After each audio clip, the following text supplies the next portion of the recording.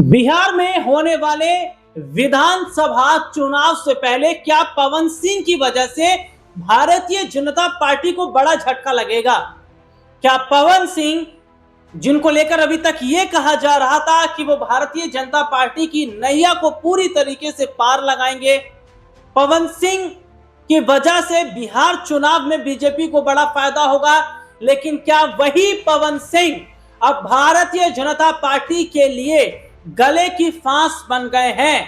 क्योंकि पवन सिंह का घरेलू विवाद अब लगातार चर्चाओं में है, और न सिर्फ ऐसे समय में चुनाव है, जबकि चुनाव से पहले उनकी पत्नी ज्योति सिंह ने एक बड़ा खुलासा किया है। ये वही ज्योति सिंह है जिनका तलाक का मामला कोर्ट में चल रहा है, और पवन सिंह की पत्नी ज्योति सिंह ने हाल ही में एक वीडियो जो है, देखिए उनका एक वीडियो आया है और इंस्टाग्राम पर लाइव आने के लिए वो मजबूर हुई हैं, और पवन सिंह को लेकर बड़ा खुलासा उन्होंने किया है। क्या उन्होंने कहा है देखिए, और गंभीर आरोप क्या लगाए हैं पवन सिंह पर। भोजपुरी के एक्टर और सिंगर पवन सिंह की पत्नी ज्योति सिंह इंस्टाग्राम पर लाइव आकर खूब रोती हैं। वे पवन सिंह के लखनऊ स्थित आवास पर पहुंची तो पुलिस उन्हें थाने ले जाने पहुंच गई। पुलिस का कहना है कि पवन सिंह ने शिकायत दर्ज कराई है, इसलिए वे थाने चले जाए, लेकिन ज्योति सिंह थाने न जाकर इंस्टाग्राम पर लाइव आ गई। इस दौरान उन्होंने पवन सिंह पर गंभीर आरोप लगाए। आरोप क्या लगाए उससे ध्यान से सुनिएगा। ज्योति सिंह ने अपने वीडियो में कहा, ये पवन सिंह समाज की सेवा करेंगे जो अपनी पत्नी को निकलवाने के लिए पुलिस को बुला रहे हैं। करवा लीजिए आप लोग, चुनाव था तो पत्नी को बुलाकर यूज किया, उसके बाद दूसरी लड़की को लेकर होटल गए। चुनाव के बाद सब पूछता था ना कि मैं क्यों अपने घर आ गई, क्योंकि चुनाव के 20 दिन बाद पवन जी हमारे सामने एक लड़की को लेकर होटल में गए। हम नहीं बर्दाश्त कर सके एक पत्नी होने के नाते, इसलिए हम यहां से चले गए थे। आप लोगों की बहन बेटी के साथ जब होगा तब पता चलेगा, ये पत्रकारों को कहा ज्योति सिंह ने।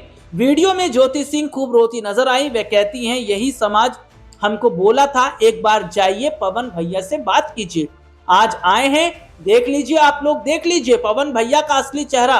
मर जाने के बाद आप लोग कैंडल लेकर मत निकलिएगा, आप लोगों को कोई राइट नहीं है। जीते जी अगर सही गलत का आप लोग फैसला नहीं कर पाते तो कोई राइट नहीं है। इससे पहले वे वीडियो में कहती हैं, नमस्ते, मैं हूं ज्योति सिंह और मैं आ चुकी हूं लखनऊ में पवन सिंह के घर पर। पवन जी ने हमारे लिए पुलिस थाने में एफआईआर किया है। आप लोगों के कहने पर यहां आई थी। आपने कहा था कि भाभी आप जाइए, हम लोग देखेंगे कि आपको कौन घर से निकालता है।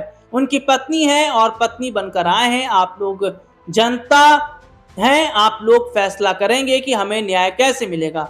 अब आप लोग फैसला करिए। बता दें, पवन सिंह को लेकर चर्चा है कि वे इस बार के बिहार विधानसभा चुनाव में किसी एक सीट से चुनाव लड़ सकते हैं। कुछ दिन पहले ही उन्होंने बीजेपी के बड़े नेताओं से मुलाकात की है, और ऐसे में देखा जा रहा है कि पवन सिंह की पत्नी ज्योति सिंह, जो कि इंसाफ के लिए दर दर भटक रही हैं, वो बीजेपी के बड़े लोगों से भी यही गुहार लगा रही हैं कि उन्हें इंसाफ दिया जाए।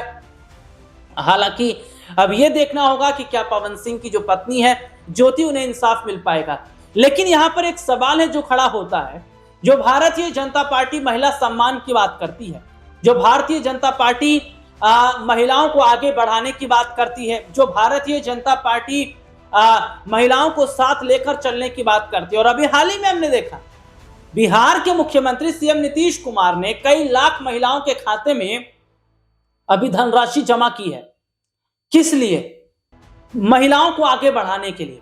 तो एक तरफ आप महिलाओं के खाते में पैसा जमा करा रहे हैं, एक तरफ एक महिला है जो ये कह रही कि भैया पवन सिंह मेरे पति हैं, वो मुझे अपना नहीं रहे हैं, मुझे इंसाफ चाहिए, मैं जाऊं तो जाऊं कहां, मेरी जिंदगी बर्बाद हो चुकी है। हमारे सामने एक लड़की को वो होटल में लेके गए और होटल में उसके साथ रहे। तो ये देखा जा रहा है कि क्या वाकई ये भारतीय जनता पार्टी का दोहरा चरित्र नहीं है? क्या ये भारतीय जनता पार्टी का दोहरा रूप नहीं है? क्योंकि देखिए, सबसे बड़ी बात है, अभी हाल ही में एक वीडियो और पवन सिंह का आया था जिसमें वो एक सिंगर थी, उसके साथ बदतमीजी करते नजर आ रहे थे, और साफ तौर पर देखने को मिला था कि बिना उसकी इजाजत के, उसके कमर को टच कर रहे थे, बिना उसकी इजाजत के उसके कमर पर वो हाथ लगा रहे थे, जबकि वो गायिका बार बार पवन सिंह का जो हाथ है वो अपने हाथों से दूर हटाने की कोशिश कर रही थी, लेकिन पवन सिंह उसके साथ जबरदस्ती करते नजर आए थे। तो क्या यही है असली पवन सिंह का चेहरा, जिस भारतीय जनता पार्टी में कहा जाता है शामिल होने के बाद हर कोई जो है बिल्कुल मशीन में जाने के बाद साफ हो जाता है? क्या ऐसा पवन सिंह के साथ भी हो गया है कि भारतीय जनता पार्टी वो डिटर्जेंट पाउडर है, जो इस पाउडर में आके नहा लिया, समझ लीजिए उसके सारे पाप धुल गए? तो ये देखा जा रहा है कि एक तरफ जहां पवन सिंह जैसे बड़े एक्टर, पवन सिंह जैसे बड़े कलाकार जिनका अपना एक नाम है, हालांकि उन्होंने अपनी पहचान मेहनत से और तमाम स्ट्रगल से बनाई है, लेकिन इसका मतलब ये थोड़ी कि आप किसी लड़की के साथ इस तरीके से करेंगे, आप किसी लड़की को गलत तरीके से छुएंगे। इसका मतलब ये थोड़ी है कि आप एक महिला से शादी कर लेंगे, लड़की से शादी कर लेंगे, जब आपका काम निकल जाएगा उसके बाद आप उसे ऐसे ही छोड़ देंगे। तो ऐसे में देखा जा रहा है कि क्या ये महिला का सम्मान करना है या सीधे सीधे तौर पर हमारे देश के अंदर महिला समाज का अपमान करना है। ऐसे में देखा जा रहा है कि भारतीय जनता पार्टी इस मामले में चुप है, बीजेपी के लोग चुप है। क्यों? क्योंकि उन्हें चुनाव जीतना है।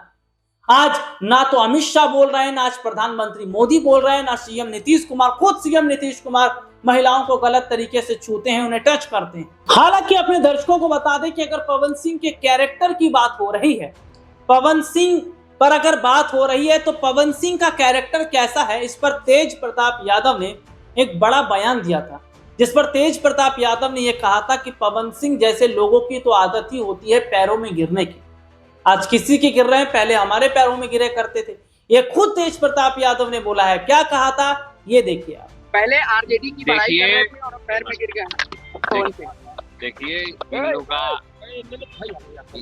इन लोग का यही काम है, कलाकार का, और खासकर जिस व्यक्ति का आपने नाम लिया पवन सिंह का, तो पवन सिंह जो है कभी लखनऊ में हमारे पैर पे गिरे हुए थे, आईएनएस वाले भैया थोड़ा सा नीचे लोग, हमारे पैर पे गिरे हुए थे पवन सिंह, और फिर दोबारा चले गए किसी और के पैर में गिर रहे हैं। तो लगातार किसी न किसी के पैर में गिरिए रहे हैं। इनको समझ में अभी नहीं आ रहा, इनकी बुद्धि अब विवेक काम नहीं कर रहा है। तभी क्या करेंगे नहीं करेंगे वो जानेंगे, पवन सिंह जी क्या करेंगे नहीं करेंगे। वो कलाकार हैं, उनको कलाकारी करना चाहिए अपना। कहाँ वो चुनाव में पड़ रहे हैं पॉलिटिक्स में। नरेंद्र मोदी छठ पर्व को यूनेस्को वर्ल्ड हेरिटेज के लिस्ट में शामिल करवाने के लिए कह रहे हैं।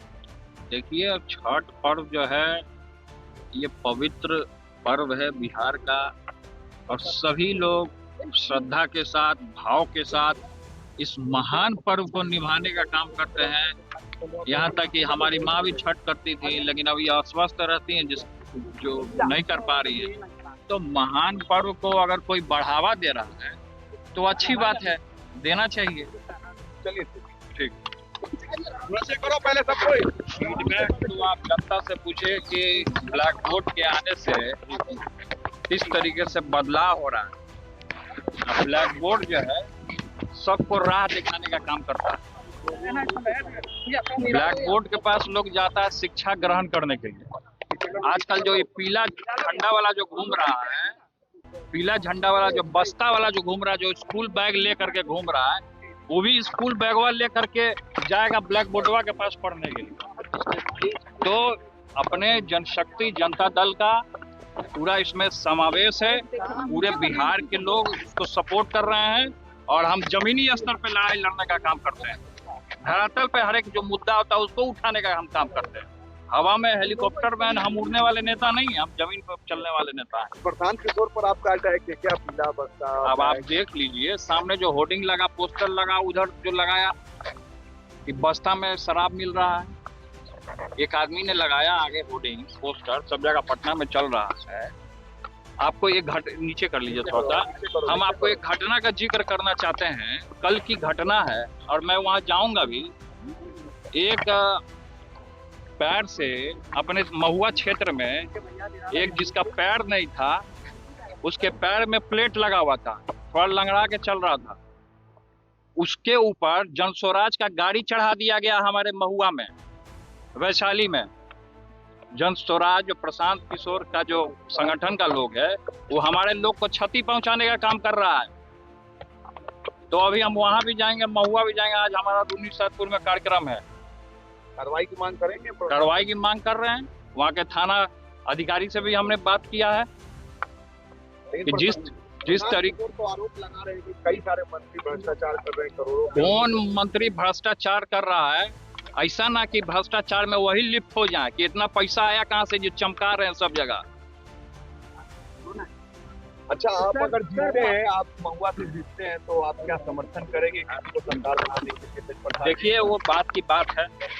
फिलहाल हम अपना काम कर रहे हैं, अभी निकलना है। तो देखा आपने खुद सुना, ये तेज प्रताप यादव कह रहे हैं कि पवन सिंह का कैरेक्टर कैसा है। अब ये आप खुद अंदाजा लगा लीजिए कि पवन सिंह की ठीक है होगी फैन फॉलोइंग, कलाकार हैं, सिंगर हैं, सब बड़ा स्टारडम उनका है, लेकिन इसका मतलब ये नहीं कि आप किसी महिला की इज्जत के साथ खेलें। इसका मतलब ये नहीं कि आप किसी महिला के साथ इस तरीके से हरकत करें। आप महिला को एक सामान समझे, जब आपका यूज खत्म हो जाए तो उसे बाहर निकाल कर फेंक दें। हालांकि अपने दर्शकों को बता दें, इस पर भोजपुरी फिल्मों के एक बड़े कलाकार हैं खेसारी लाल यादव, वो भी सुपरस्टार हैं, उनका भी बयान सामने आया जिसमें उन्होंने इशारों में कहा है कि लड़ाई झगड़े होते रहते हैं। उन्होंने खुद कहा कि मेरी पत्नी के साथ भी एक बार झगड़ा हो गया था, लेकिन बात सुलह हो गई। लेकिन इसका मतलब ये नहीं कि अगर झगड़ा हो गया है तो उसको निकाल कर बाहर फेंक दीजिए, और वो लड़की, वो महिला जो आपके साथ इतने समय तक रही, वो आपके साथ इतने वक्त तक रही, उसको अब तो कोई अपनाएगा नहीं, लेकिन अब वो इंसाफ के लिए दर दर भटकती रहे, इधर उधर भागती रहे। तो ये चीजें बहुत ज्यादा गलत होती हमारे समाज में, और ये चीजें सामने आने के बाद माहौल और ज्यादा खराब करती हैं। तो ये देखा जा रहा है कि क्या वाकई ऐसे लोगों के सहारे जो है सरकार बनाने की बात हो रही है, ऐसे लोगों को साथ लेकर चलती बीजेपी नजर आ रही है, और क्या ज्योति सिंह को इंसाफ मिल भी पाएगा। लेकिन क्या वाकई ये बात सच है कि पवन सिंह लड़कियों का इस्तेमाल करते हैं, जब उन्हें फायदा होता है तब तक के लिए, और जब फायदा निकल जाता है तो उन्हें छोड़ देते हैं। अब क्या ज्योति को इंसाफ मिल पाएगा या नहीं, इस पर आपकी क्या राय है, कमेंट करके जरूर बताएं।